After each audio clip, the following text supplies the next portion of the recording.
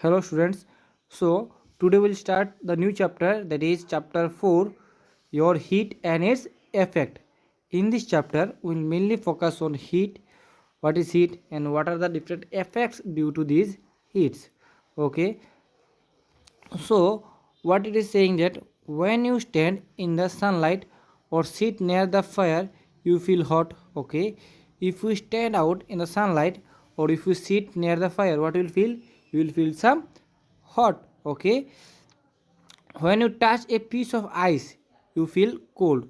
Or when you touch a piece of ice, you are eating ice cream, so your mouth will be cold. Okay. Or if you touch ice, you will feel cold. When you dip your fingers in warm water, you feel warm. So if you dip your finger in warm water or if in tea, hot tea, what will you feel? You will feel warm. So why you feel these things? Sometimes you feel hot, sometimes you feel cold, or sometimes you feel warm. So all this due to the presence of heat in them.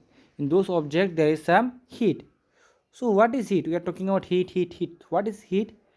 Heat is a form of energy that causes the sensation of hotness or coldness. Okay, what is heat? Heat is nothing but a form of energy which causes the sensation of hotness or coldness. You feel hot or cold due to the phenomenon of heat. Okay, remember this. This definition may come in your exam. What is heat? Heat is a form of energy. Okay, it is a type of energy that causes sensation. That means you can sense. What you can sense? Hotness or coldness. Okay, so can you see heat? No, we cannot see heat, so heat cannot be seen by us. Okay, we feel the heat by the temperature effect it produces. So how we will feel heat? Either it is cold temperature or hot temperature. Okay, in summer season we say it is too hot because the temperature in summer is high. In winter what we say? It is cold. That means in winter the temperature is low. So based upon the temperature effect we say either it is hot or cold. That means heat is measured in the form of temperature. Okay, when heat is given to a substance, its temperature increases and it becomes hot. So if you supply heat to a substance, what will happen? Its temperature will increase. For example, in in kitchen, in your kitchen, if you put one pan in the stove and if you give fire supply, fire means heat, you are giving fire means you are giving heat. What will happen? The temperature of the water will increase. Initially the water was normal temperature, but if you give fire, the water will start boiling and the temperature will increase. That means supplying heat, when heat is given to a substance, if you supply heat to a substance, its temperature increases and it becomes hot. Is it clear now? Take the example of this kitchen example. Okay, you are supplying heat to a to some water which is put in a pan. So what will happen? Over a period of time water will start boiling and the temperature of water will increase and ultimately the water will become hot from normal. Okay, on the other hand, when heat is taken out from a substance, its temperature decreased and it becomes cold. So take the same example. Okay, first you have given heat, the water started boiling and now the water is hot. Okay, for example, in hot condition the temperature is for example take it as 90 degree centigrade. Okay, if you keep it, and now if you turn off the fire and if you keep it for 1 hour 2 hour, what will happen? The temperature is decreasing. That means you are taking the temperature. Okay, temperature is decreasing and decreasing, ultimately it go to, for example, it is going to some 40%, 40 degree centigrade. Okay, now what we can say? It is cooling. So we can say that whenever we supply heat, if we give heat, what will happen? The temperature will increase and it will become hot. Okay, and if you take temperature, okay, if you are taking temperature, then it will become cold. Okay, there is a two phenomenon. If you, for any substance, if you give some external temperature to it, if you supply some heat to it, it will become cold, sorry, it will become hot. And if you take temperature heat from it, it will become cold. So how heat is measured? For measuring everything there is some unit. Okay, for example, if you go to a shop, you will never say that 1 kg Instead of 1 kg, you will not say 1 liter rice. You will say 1 kg rice. Okay, or you will not never say 1 kg milk. You will say 1 liter milk, 1 liter oil. So for everything there is some unit. For rice you will say kg, 1 kg rice. Okay, for atta you will say 1 kg atta, not 1 liter atta. Similarly for oil you will say 1 liter oil, not 1 kg oil. That means for everything there is a fixed unit.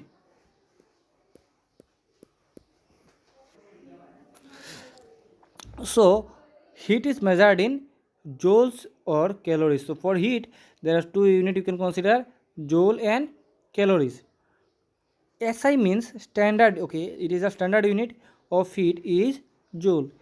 Remember these things. For example, how to understand this? For example, consider for weight 1 kg. So for kg weighing anything, the standard unit is kg. In this case, the standard unit is for heat. The standard unit is joule. Okay, remember the SI unit of heat is joule. So how to convert this? 1 kilojoule. Okay, 1 kilojoule equals to 1000 joule. Okay, similar to the kg concept, 1 kg equals to 1000 gram, right? Similar to in this case also, 1 kilojoule equals to 1000 joules. So 1 kilocalorie equal to 1000 calories. Okay, 1 kilocalorie equals to 1000 calories, then 1 calorie equals to 4.184 joule. Just remember this conversion part. Okay, here you need to remember two things. First thing you need to remember that heat is always measured in either joule or calories, and 1 calorie equals to 4.184 joule. Okay, just remember this conversion factor. In further, whenever we will solve maths or any problem related to these things, these units are required in this part. Okay, so try to remember these things. Then more about heat. Do you know energy can be converted from one form to another? Okay, so they are asking one question that, do you know, can you convert energy from one form to another? You are, for example, running. Okay, you are running. Inside your body you are having some energy, and you are using this energy to some perform some work. Are you wasting energy? No, you are converting your stored energy into a workable energy. That means energy is not wasted, it is converted from one form to another form. So various forms of energy can be converted into heat energy or vice versa. So various forms of energy can be converted to heat energy and vice versa. We'll learn how. For example, when you rub your hands together, your hands become warm. How does it happen? It happens because the mechanical energy gets converted into heat energy. So if you if you rub your two hands, what will happen? After some time the palm of your hand will become warm, that is hot. Okay, how it is occurring?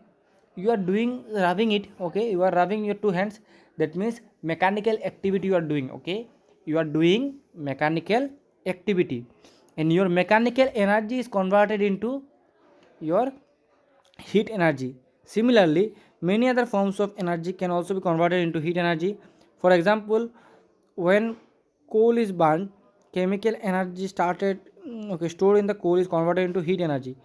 So in coal, if you burn the coal, what will happen?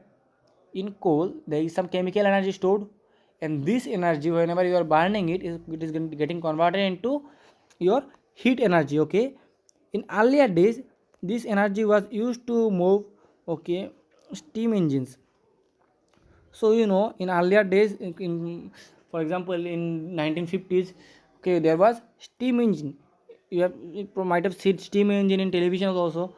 So how they used to work?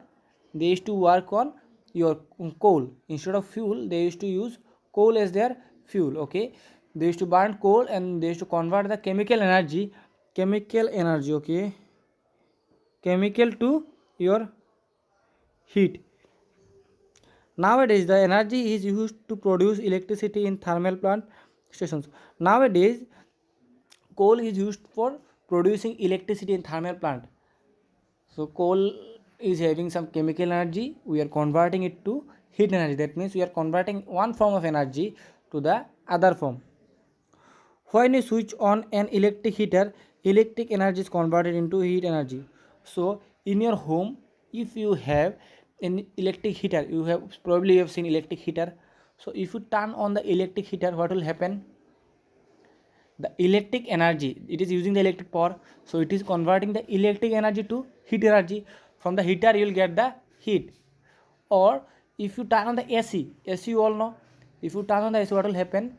The AC is using the electric power, so it is using the electric energy and converting it into electric to what energy? Electric to your cold energy, that is giving you some heat. Okay, so this is the overall concept of conversion of energy. There are some other examples such as heat of burning coal is used to produce electricity in thermal power station.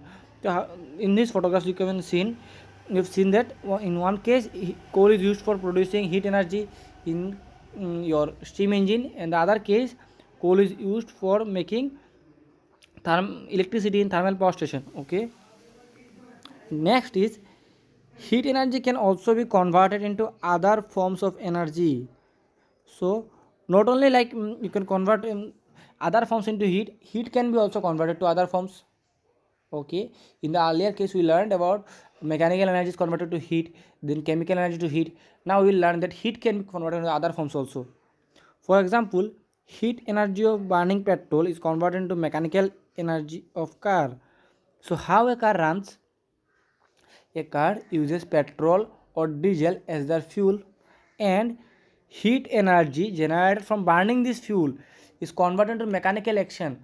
Car is moving from one place to another place. Okay, from A to B, a car is moving. So what type of energy it is using? It is using mechanical energy. It is using some mechanics to move from one place to another. But how this energy is getting?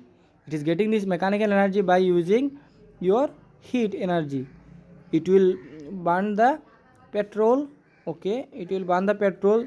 This petrol will give the heat energy, and ultimately this heat energy will be converted into mechanical energy, which will be used for moving a car from A place to B place. You know that energy is the capacity to do work, so heat must be able to perform work. So one more thing, energy is able to sorry energy is capable to do work. Okay, so if you have energy in your body, you can do any work. So in case of other forms also, for example machines and other things also, it is true that if anything have some energy, it can do some work.